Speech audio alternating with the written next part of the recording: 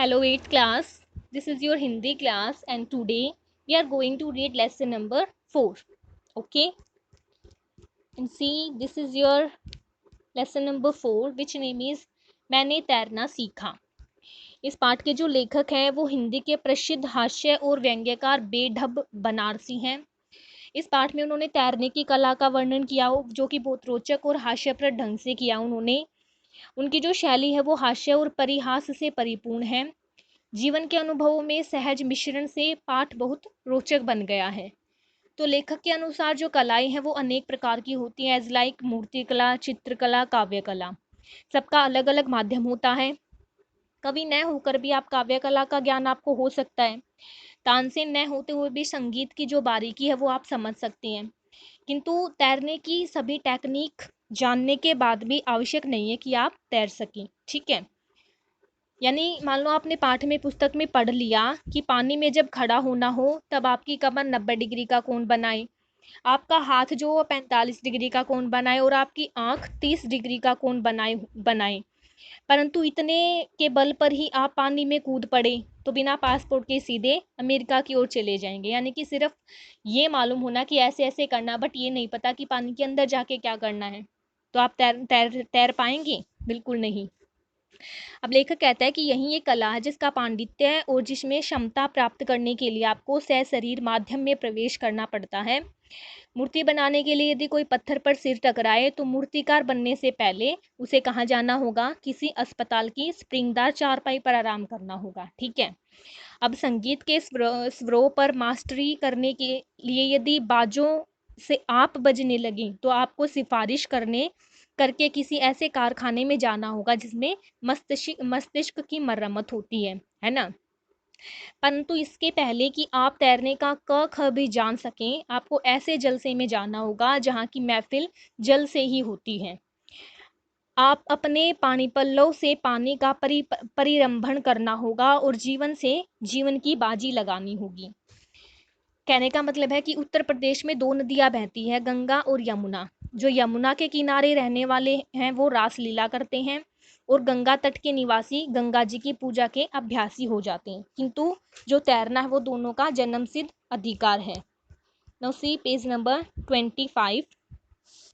अब माना जाता है कि इन दोनों पवित्र सरिताओं का जो निवासी है यदि तैरना न जानता हो तो वह वैसा ही होगा जैसे टेम्स के किनारे का रहने वाला बॉल डांस न जानता हो, मिसिसिपी के तट का वासी रॉक एंड रोल न जानता हो और राइन का पानी पीने वाला व्याकरण न जानता हो। ठीक है।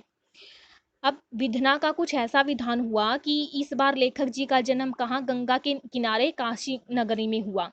काशी का जो महात्म्य हमसे पहले लोग भी कहे गए हैं कि मैं केवल यही उसमें जोड़ना चाहता हूँ कि काशी अब वाराणसी हो गया है। यहाँ का लंगड़ा बहुत दूर दूर तक पहुँच सकता है। यहाँ की मिट्टी दूसरे जन्म में सोना हो जाती है और यहाँ का कपड़ा कम पहनिए तो महाजन और न पहनिए तो देवता हो जाइए। ये काशी के बारे में बताया है। यहाँ गंगा का वही महत्व है जो सरकारी कागजों पर साइन का, विवाह में 9 का और रेलवे में लाइन का। इसी तरह गंगा के किनारे रहकर तैरना जानना भी जरूरी था। सभी का आग्रह था तो लेखक ने भी दबाव के कारण तैरना सीखने की सोची। अब उन्होंने निश्चय किया कि वो भी तैरना सीखेंगे। अब उनको तलाश थी एक गुरु की। अब कविता वहीं ऊंची जिस पर दिमाग की सीढ़ी चढ़ न सके और डॉक्टर वहीं बड़ा जिसका पर्चा कोई पढ़ न सके, ये लेखक का मानना था। तो उनको भी किसी ऐसे ही गुरु की आवश्यकता थी। ठीक है। अब उन्होंने दिल्ली के मथुरा आ सकते, वो आगरा आकर निकलते थे। यानी कि उन्होंने एक महापंडित के बारे में सुना था जिनको तैरने का बहुत मतलब ज्ञान था और लोगों का मानना था कि वो अगर दिल्ली में डुबकी लगाते हैं तो आगरा निकलते थे। अब इस पर लेखक को विश्वास नहीं था। हाँ, दिल्ली से मथुरा आ सकते हैं इतना लेखक सोच सकते थे। जल पर उनका प्रभाव असीम था। उनके चेले जो थे वो देश विदेशों में ख्याति प्राप्त कर चुके थे। यो तो वे आसन प्राणायाम और अनेक शारीरिक कसरतों के उस्ताद माने जाते थे, परंतु तैरना जो उनके लिए वैसा ही था जैसे मच्छर के लिए मछली में घुस जाना। मैंने उन्हीं से तैरना सीखने का निश्चय किया। यानी कि लेखक उनसे मिले, उन्होंने तैरना सीखने के लिए प्रस्ताव स्वीकार कर लिया। पंडित जी ने अब 5 मिनट तैरने के लाभों का भाषण उन्होंने दिया। अब 2 अवसरों पर लेखक को ये जान हुआ कि जो भाषण है वो बीमारी, भाषण की बीमारी बहुत व्यापक होती है, जैसे कि रक्तचाप रोग के समाप्त होती है, जो खत्म ही नहीं हो सकती। ठीक है। अब लेखक समझ गया था कि संसार के सारे रोग दूर हो सकते हैं, देशों की आपस में लड़ाई बंद हो सकती है, चंद्रमा पर धान की खेती तक हो सकती है, किंतु भाषण देना बंद नहीं हो सकता। भाषण में उन्होंने तैरने के जितने लाभ बताए उतने किसी विटामिन से भी संभव नहीं, न किसी इंजेक्शन से, न मंत्र से। उन्होंने कुछ लेना स्वीकार नहीं किया। तैरने की शिक्षा देने के लिए उनका एकमात्र उद्देश्य था देश की सेवा करना। युवकों को देश के योग्य बनाना था। शांति में, युद्ध में, यात्रा में, प्रेम में तैरने का महत्व ही नहीं, उपयोगिता भी थी, जिसकी सूची यहाँ देना आवश्यक था। तो ये सारा ये था। ठीक है। तो सबसे पहले लेखक ने जब तैरना शुरू किया वो दिन शनिवार का था, मई का महीना था। शाम के 5 बज चुके थे। तो जो लेखक है वो गंगा तट पर पहुंचे। वहां पे उनके भावी गुरु भी थे और 2-3 शिष्य थे जिन्हें तैराकी कला में पारंगत होना था। ठीक है। अब जानकारी के लिए बता देना आवश्यक था कि वाराणसी में गंगा के किनारे सड़क के जल तक पत्थर की सीढ़ियां बनी थी, जहाँ पे बैठ के लोग तमाशा देखते थे, और पानी के ऊपर की सीढ़ियों पर बैठकर लोग मालिश कराते थे, हजामत बनवाते थे। सवेरे 12 महीने और गर्मी के दिनों में संध्या को यहाँ पे भी लोग, युवती यानी कि सभी जमा हो जाते थे। ठीक है। अब वाराणसी का जो महत्व है वो कोलकाता के चौरंगी का, मुंबई में चौपाटी का, लखनऊ में हजरतगंज का और दिल्ली में कनॉट सर्कस का। इसी स्थान पर लेखक ने तैरना सीखना था। उन्होंने गुरुजी ने यहाँ उनको उनके गुरुजों ने यहाँ पुनः एक भाषण दिया जो भगवान की दया से छोटा सा ही था। उन्होंने तैरना सीखने के लिए अभ्यास और स्टाइल पर जोर दिया। वो बोले कि जो महत्व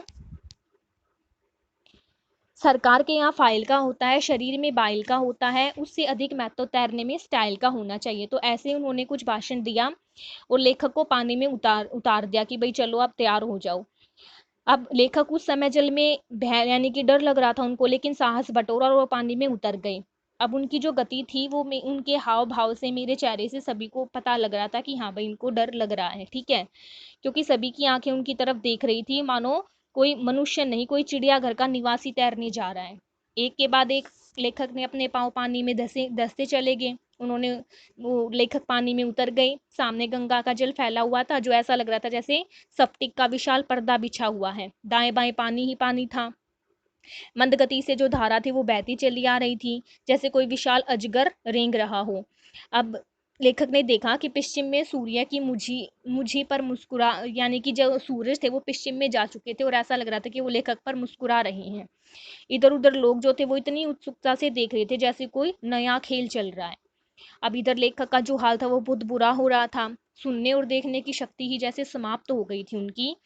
अब उसी समय उनके गुरुजी का स्वर सुनाई दिया उन्हें कि चिंता मत करो, गंगा जो है वो परम पावनी है, इसमें जो डूब जाता है ना वो भी सीधा स्वर्ग चला जाता है। अब ये सुनकर तो जो लेखक के अंदर जो थोड़ा बहुत विवेक बाकी बचा हुआ था वो भी खत्म हो गया। गुरुजी मुझे यानी कि गुरुजी ने लेखक को हाथ पैर चलाना सिखा रहे थे वो उन्हें।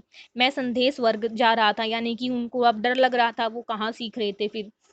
परंतु अब मरते करते भी क्या, पानी में पहुंच चुके थे। ठीक है। वो अब लेखक फटाफट हाथ मारने लग गए। गुरुजी ने उन्हें थोड़ा और धक्का दे दिया अंदर पानी में।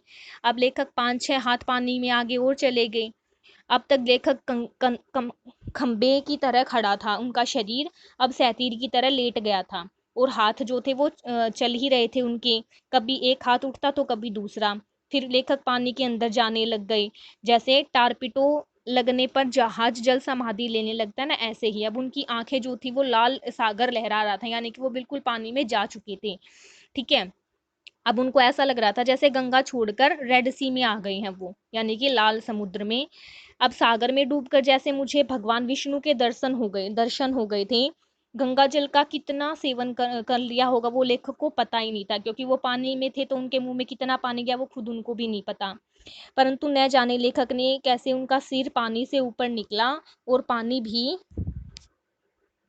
पेट में गया था, ऊपर से हवा भी चल रही थी। ठीक है। लगा कि सचमुच मर तो नहीं गया हूं मैं, पर मरने वाला कहाँ था। तभी मुझे गुरुजी ने घाट की ओर धक्का दिया और मुझे भी पानी में डूबने से घाट पर आकर मरना अच्छा लगा कि चलो मैं घाट पे आ गया। हाथ पैर तो चल ही रहे थे उनके, अब करते भी क्या, पानी में थे, मरने से तो अच्छा है कि भाई हाथ पैर ही चला लें। इसी बीच था कि सीढ़ी आ गई, यानी कि सीढ़ी पे पहुंच गए थे वो। अब गुरुजी ने कहा कि खड़े हो जाइए। अब ऐसा जान पड़ता था कि 4 घंटे लेखक कथक नृत्य करके आए हैं। लेखक ऐसा लग रहा था लेखक को। अब लेखक घाट पर आ चुके थे। आंख कान मुंह और सारे शरीर से उनके पानी टपक रहा था, जैसे कि जो स्पंज की मूर्ति जो है ना वो खड़ी कर रखी है और उसको कोई निचोड़ रहा है, उसको कोई दबा रहा है, ऐसे पानी टपक रहा था उनके सारे शरीर से।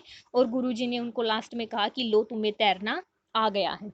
ठीक है, तो ये था आपका लेसन, जिसे आपने दोबारा से रीड करेंगे। इसको सेल्फ रीडिंग बेटा बहुत ज़रूरी होती है, तो आप इसको सेल्फ रीडिंग ज़रूर करेंगे। ओके, नेक्स्ट सी आगे आपके शब्दार्थ दे रखे हैं, जिन्हें आपने अपनी नोटबुक में लिख के लर्न भी करना है। And remember writing should be clear. Okay, now see this is your exercise work and the first question is बहुविकल्पीय प्रश्न।